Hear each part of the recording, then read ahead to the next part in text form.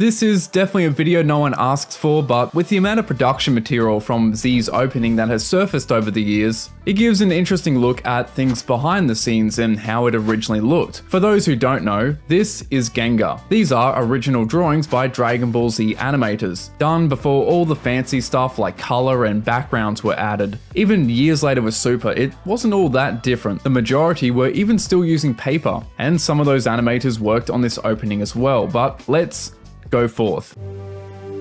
Now, I couldn't find the Gengar for the cloud effects, so we'll skip that, but it's animated by Naoki Miyahara for the two of you who wanted to know that. Now, the rest of this section is animated by Naotoshi Shida. Do I need to introduce him at this point?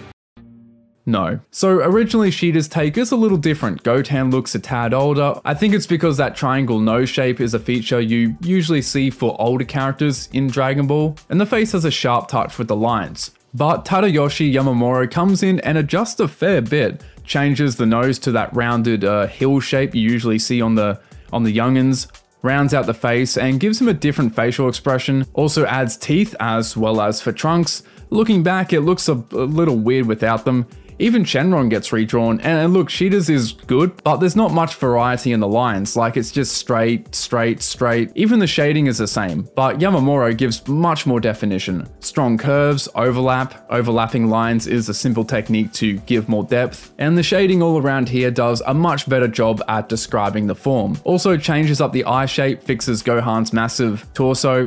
Don't know what Shida was cooking there. It kinda sucks we don't have all the Gengar for the rest of the cut yet, but going off the final version, it's pretty clear without it that Yamamuro kept the heavy redraws up as seen with Vegeta. Moving on, there isn't any material that I know of at least for the next scenes available, although it is presumed Miyahara does some of the following cuts and Takeo Ide for this bit. And well, speaking of Ide, we've got his muscle mummy android 18. Very wide shoulders, defined arms, thick arms, but that has all changed for the final. Have to say the adjustment to the face is much better. Ide has always had a very masculine and aggressive style, which of course works great for Dragon Ball, but for female characters, a little debatable at times. Now up to the classic scene of the crew powering up and Mr. Satan's TV detonating in his face. Hardware failure is definitely something I can relate to.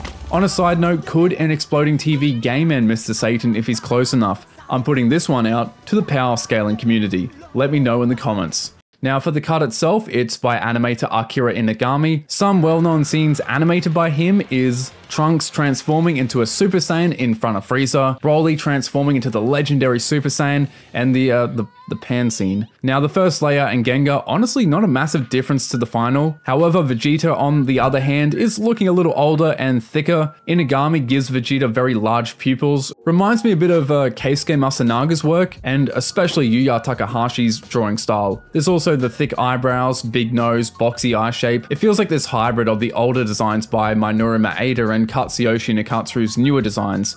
Although taking into account Inagami had worked under Maeda a fair bit with both the TV series and movies, and well had been working with his designs in general for almost about 2 years at this point, it makes sense that there's some stylistic leftovers from the previous arc. And yeah, Yamamuro's changes are pretty hefty. Reduces the size of all the features I mentioned, increases that widow's peak, removes the pupil here, smaller chin, slimmer face, very nice. Then on Gohan, a very rounded take. Yamamuro once again sharpens the eyes, the jaw, and just about everything. I'm kind of surprised he bothered to redraw like all the upper torso.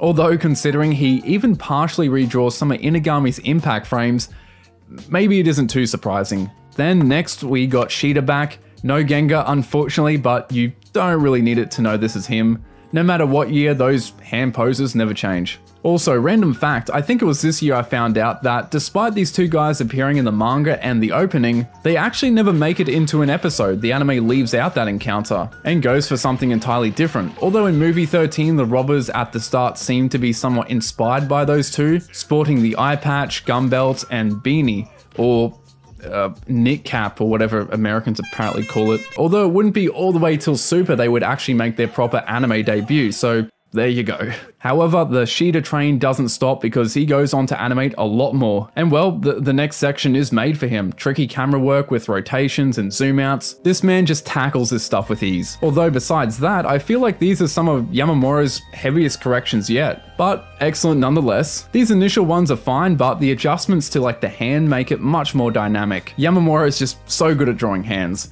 Next drawing, same thing, strong curve around, better flow, less stiff. Then with the hair, a lot of adjustments as well. Yamamura adds an extra 3 spikes, the shape and direction is completely changed. The spikes are also more spaced out, and it was at this point I started to wonder, did Shida originally draw Gohan in his Super Saiyan 2 form? Well, if we bring some character sheets up, it looks like it at first. If I asked you which one of these two images looks closest to this hairstyle, the obvious one would be this one. The thicker hair spikes, fewer hair spikes, the bang with the extra strand here, and finally the way the spiky hair tapers off near the base of his regular hair. Pretty simple, but what about Shida's original? Which one does it look closer to? Well, it's kind of a mix. You've got the extra strand like in Super Saiyan 1, but besides that, it more so leans to Super Saiyan 2. For one, all the hair is spiked up even at the base, but it's also thinner and longer. You've also got that classic SSJ2 spike shape going on here, and just more spikes in general. But then flick back a couple of drawings and it's clearly Super Saiyan 1, and of no coincidence, Yamamura barely touches it. As to why the style changes, well, it's definitely possible Shida just simply got a little mixed up with the hairstyles. He certainly wouldn't be the first. In Dragon Ball Super, for example, animator Masahiro Shimanuki goes from drawing Goku as a Super Saiyan, then randomly switches back to Super Saiyan 2. And this is done by a guy who'd been animating on the series since the 80s, so even the best make mistakes.